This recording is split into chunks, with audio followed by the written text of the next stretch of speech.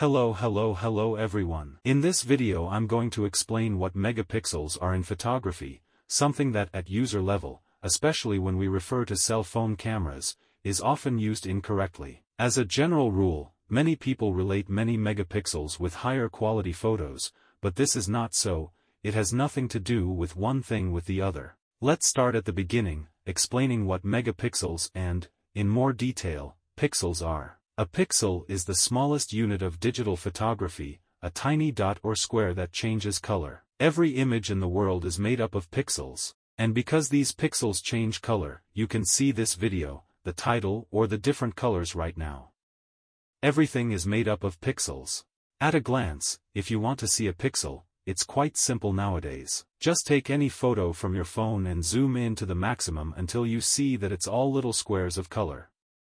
In photographic terms, the more pixels a photo has, the higher resolution it will have. To explain this, imagine for example that a photo is made up of 1,000 pixels. It would be as if you took a grid notebook and drew the photo by painting 1,000 little squares, each one in a different color. At that level you would be able to see each square, but now imagine that you draw the same picture in 12 million squares. At that level you would no longer be able to appreciate the squares and you would see the image as you would see it with your own eyes. A megapixel is 1 million pixels, so when we say that a camera has 1 megapixel, we mean that it is capable of taking pictures with 1 million pixels, and one with 12 megapixels will have 12 million pixels, so the picture will have higher resolution because it is denser and will look more real.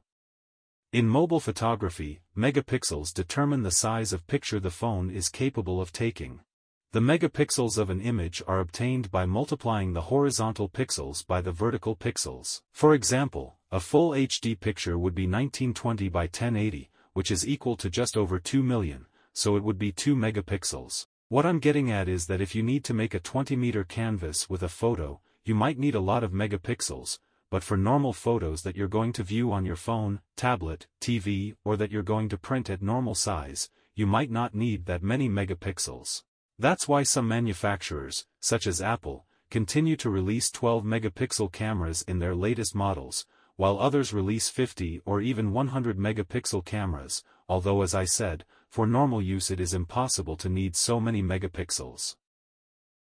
As we have just seen, megapixels will be important if we want a large image, otherwise they will not be relevant. For example, we could understand that if we are going to edit a photo on the PC and we have to crop it, it would be logical that the resulting image would have more quality at higher megapixels, but beware, this is rarely true, since an image with a lot of megapixels can make them much smaller, capturing colors worse and working worse when there is little illumination. For this reason it is important to find a balance. Since an exaggerated amount of megapixels can give us worse color and lighting in poorly lit environments, but a camera with too few megapixels is not at all versatile.